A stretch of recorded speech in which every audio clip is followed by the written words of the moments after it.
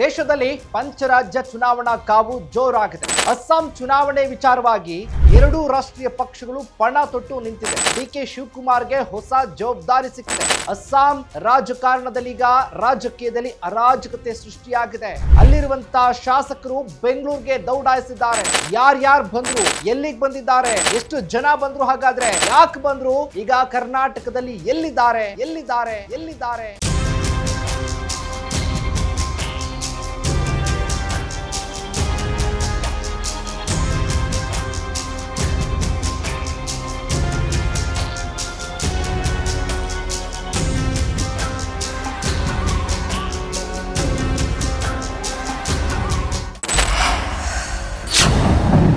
Ladies and gentleman, ದೇಶದಲ್ಲಿ ಪಂಚರಾಜ್ಯ ಚುನಾವಣಾ ಕಾವು ಜೋರಾಗಿದೆ.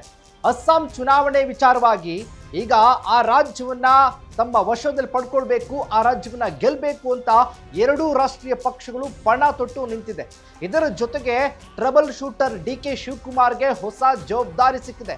ಯಾಕಂದ್ರೆ ಈಗಾಗಲೇ ಕೂಡ ಅಸ್ಸಾಂ ಚುನಾವಣೆಯ ಉಸ್ತುವಾರಿಯನ್ನ ತೆಗೆದುಕೊಂಡಿರುವಂತಹ ಡಿಕೆ ಹೆಗಲಿಗೆ ಈಗ ಮತ್ತೊಂದು ಜವಾಬ್ದಾರಿ. ಅಸ್ಸಾಂ ರಾಜಕಾರಣದಲ್ಲೀಗ ರಾಜಕೀಯದಲ್ಲಿ ಅರಾಜಕತೆ ಸೃಷ್ಟಿಯಾಗಿದೆ. ಅಲ್ಲಿರುವಂತಹ ಶಾಸಕರು ಬೆಂಗಳೂರಿಗೆ ದೌಡಾಯಿಸಿದ್ದಾರೆ. ಯಾರ್ಯಾರು ಬಂದ್ರು, ಎಲ್ಲಿಗೆ ಬಂದಿದ್ದಾರೆ, ಎಷ್ಟು ಜನ ಬಂದ್ರು, ಹಾಗಾದ್ರೆ ಯಾಕೆ ಬಂದ್ರು, ಈಗ ಕರ್ನಾಟಕದಲ್ಲಿ ಎಲ್ಲಿದ್ದಾರೆ? ಇದೇ ಫೋಕಸ್ನ exposed story trouble shooter DK. S ವೀಕ್ಷಕರೇ, ನೆಲ ಜಲ ಭಾಷೆಗಾಗಿ ಪ್ರಾಮಾಣಿಕ ಪತ್ರಿಕೋದ್ಯಮ. ನೀವು ನೋಡ್ತಾ ಇದ್ದೀರಾ ಫೋಕಸ್ ಟಿವಿ. ನಾನು ಶಿವು ರಾನರಾಪುರ.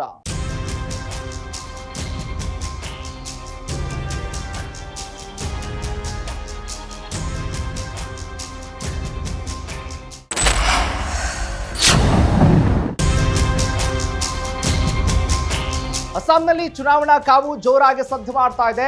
ಈಗ ಅಲ್ಲಿ ಆಪರೇಷನ್ ಕಮಲ ಅನ್ನ ತಡೆಯೋದಕ್ಕೆ ಈಗ ಮೆಗಾ ಪ್ಲಾನ್ ಅನ್ನ ಮಾಡಿರುವಂತದ್ದು ಡಿಸಿಎಂ ಡಿಕೆ ಶಿವಕುಮಾರ್. ಗುಜರಾತ್ನಲ್ಲಿ ಅವತ್ತು ಆ ಶಾಸಕರನ್ನ ಕರ್ನಾಟಕಕ್ಕೆ ಕರೆಸಿ ಯಾವ ರೀತಿ ಸಪೋರ್ಟ್ ಕೊಟ್ಟಿದ್ರು, ರಕ್ಷಣೆ ಕೊಟ್ಟಿದ್ರು, ಇಡೀ ದೇಶವೇ ಕೂಡ ನೋಡಿತ್ತು. ಈಗ ಮತ್ತದೇ ಜವಾಬ್ದಾರಿಯನ್ನ ತೆಗೆದುಕೊಂಡಿದ್ದಾರೆ ಡಿಸಿಎಂ ಡಿಕೆ ಶಿವಕುಮಾರ್. ಅಸ್ಸಾಂನ 12 ಶಾಸಕರನ್ನ ಈಗ ತಮ್ಮ ಹಿಡಿತದಲ್ಲಿ ಇಟ್ಟುಕೊಂಡಿರುವಂತಹ ಬಿಜೆಪಿಯನ್ನ ಆ ಕಂಟ್ರೋಲ್ ತಪ್ಪಿಸಿ ಮತ್ತೆ ತಮ್ಮ ಕೈವಶ ಮಾಡಿಕೊಂಡು ಅವ್ರಿಗೆ ರಕ್ಷಣೆ ಕೊಡುವ ಮೂಲಕ ಮತ್ತೆ ಕರ್ನಾಟಕಕ್ಕೆ ಕರೆಸ್ಕೊಂಡಿದ್ದಾರೆ. ಮತ್ತೆ ಗುಜರಾತ್ನ ನೆನಪು ಈಗ ಮತ್ತೆ ಶುರುವಾಗ್ತಾ ಇರೋದು. ಅಂದ್ರೆ ಇವತ್ತು ನರೇಂದ್ರ ಮೋದಿ ಅವರು ಅಸ್ಸಾಂಗೆ ಭೇಟಿಯನ್ನ ಕೊಡ್ತಿದ್ದಾರೆ. ಅಲ್ಲಿ ಆಪರೇಷನ್ ಕಮಲ ಮಾಡಬೇಕು ಅನ್ನುವಂಥ ಲೆಕ್ಕಾಚಾರ. ಬಿಜೆಪಿ ಅಂದ್ರೆ ಕಾಂಗ್ರೆಸ್ನಲ್ಲಿರುವಂತಹ ಪ್ರಭಾವಿಗಳನ್ನ ಪಡ್ಕೊಳ್ಬೇಕು, ಅಂದ್ರೆ ಕಾಂಗ್ರೆಸ್ ಇಂದ ಸೆಳೆದುಕೊಳ್ಬೇಕು ಅನ್ನುವಂಥ ಲೆಕ್ಕಾಚಾರದಲ್ಲಿ ಚರ್ಚೆ ಆಗ್ತಾ ಇತ್ತಲ್ಲ, ಅದೆಲ್ಲದಕ್ಕೂ ಬ್ರೇಕ್ ಹಾಕಬೇಕು ಅಂದ್ರೆ ಏನಾದ್ರೂ ಮಾಡಲೇಬೇಕು. ಆಗ ಮಾಡೋದಕ್ಕೆ ಸಾಧ್ಯ ಆಗೋದು ಏಕೈಕ ವ್ಯಕ್ತಿ ಯಾರಪ್ಪ ಅಂದ್ರೆ ಕನಕಪುರದ ಬಂಡೆ trouble shooter DCM DK Shivakumar. ಹಾಗಾಗಿ ರಾಮನಗರದ ವಂಡರ್ಲಾ ರೆಸಾರ್ಟ್ ನಲ್ಲಿ 12 ಶಾಸಕರು ಈಗ ರೆಸ್ಟ್ ಮಾಡ್ತಾ ಇದ್ದಾರೆ. ಡಿಸಿಎಂ ಡಿಕೆ ಶಿವಕುಮಾರ್ ಅವರು ನೆನೆಯೇ ಕೂಡ ಅವ್ರನ್ನ ಕರೆಸ್ಕೊಂಡಿದ್ದಾರೆ. ಯಾಕಂದ್ರೆ ಇದೇ ಅಸ್ಸಾಂ ಚುನಾವಣೆಯ ಉಸ್ತುವಾರಿಯನ್ನ ತೆಗೆದುಕೊಂಡಿರುವಂತದ್ದು ಇದೇ ಡಿಸಿಎಂ ಡಿಕೆ ಶಿವಕುಮಾರ್.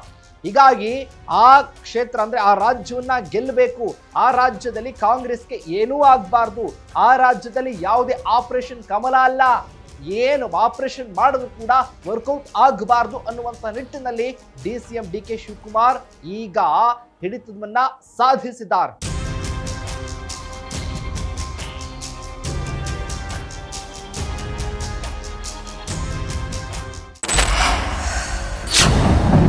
ಭುವನೇಶ್ವರ ಹಾಗೆ ಗುವಾಹಟಿಯಿಂದ ಶಾಸಕರು ಈಗಾಗಲೇ ಕೂಡ ಬೆಂಗಳೂರಿಗೆ ಆಗಮಿಸಿರೋದು, ಅದು ಕೂಡ ರಾಮನಗರದ ವಂಡರ್ಲಾ ರೆಸಾರ್ಟ್ ನಲ್ಲಿ ಈಗಾಗಲೇ ಅವರು ರೆಸ್ಟ್ ಮಾಡ್ತಾ ಇದ್ದಾರೆ. ಗಮನಿಸಬಹುದು, ನಾವು ಗುಜರಾತ್ನ ನೆನಪನ್ನ ಮಾಡಿಕೊಳ್ಬಹುದು. ಇದರ ಜೊತೆಗೆ ರಾಜ್ಯದಲ್ಲಿ ಸಿಕ್ಕಾಬಟ್ಟೆ ಗೊಂದಲ ಇದೆ. ಸಿಎಂ ಕುರ್ಚಿ ಗೊಂದಲ, ಕೆಪಿಸಿಸಿ ಅಧ್ಯಕ್ಷ ಸ್ಥಾನ ಬದಲಾವಣೆ ಗೊಂದಲ, ಉಪಚುನಾವಣೆ ಗೊಂದಲ, ಇದರ ಜೊತೆಗೆ ದಾವಣಗೆರೆ ಗೊಂದಲ. ಈ ಎಲ್ಲಾ ಗೊಂದಲದ ನಡುವೆ ಈಗ ಡಿಸಿಎಂ ಡಿಕೆ ಶಿವಕುಮಾರ್ಗೆ ಹೆಚ್ಚಿನ ಜವಾಬ್ದಾರಿ. ಇದರ ಜೊತೆಗೆ ಮತ್ತೊಂದು ಅನ್ನೋ ಹಾಗೆ ಒಂದು ಕಡೆ ಆಪರೇಷನ್ ಕಮಲವನ್ನ ತಡಿಬೇಕು, ಇನ್ನೊಂದು ಕಡೆ ಅಸ್ಸಾಂ ಚುನಾವಣೆಯನ್ನ ಗೆಲ್ಲಬೇಕು, ಮತ್ತೊಂದು ಕಡೆ ಗೆದ್ದು ನಾವು ಏನು ಅನ್ನೋದನ್ನ ತೋರಿಸ್ಕೊಳ್ಬೇಕು.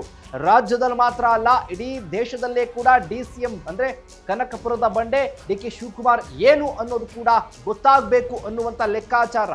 ಇದರ ಜೊತೆಗೆ ರಾಜ್ಯ ರಾಜಕಾರಣದ ಚಿತ್ತ ಇವೆಲ್ಲವನ್ನ ನೋಡ್ತಾ ಹೋದ್ರೆ ಈಗ ಸದ್ಯಕ್ಕೆ DCM DK ಶಿವಕುಮಾರ್ಗೆ ಇದು ಅವಶ್ಯಕತೆ ಇತ್ತಾ? ಏನ್ ಮಾಡ್ತಾರ ಹಾಗಾದ್ರೆ? ಆಪರೇಷನ್ ಕಮಲ ನಿಂತು ಬಿಡುತ್ತಾ? ಕಾದ್ ನೋಡೋಣ ಏನಾಗುತ್ತೆ.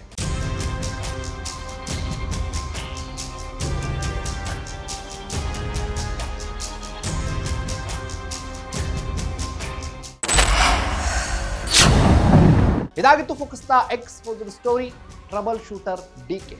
ವೀಕ್ಷಕರೇ, ನೆಲ ಜಲ ಭಾಷೆಗಾಗಿ ನೋಡ್ತಾ ಇರಿ ಫೋಕಸ್ ಟಿವಿ.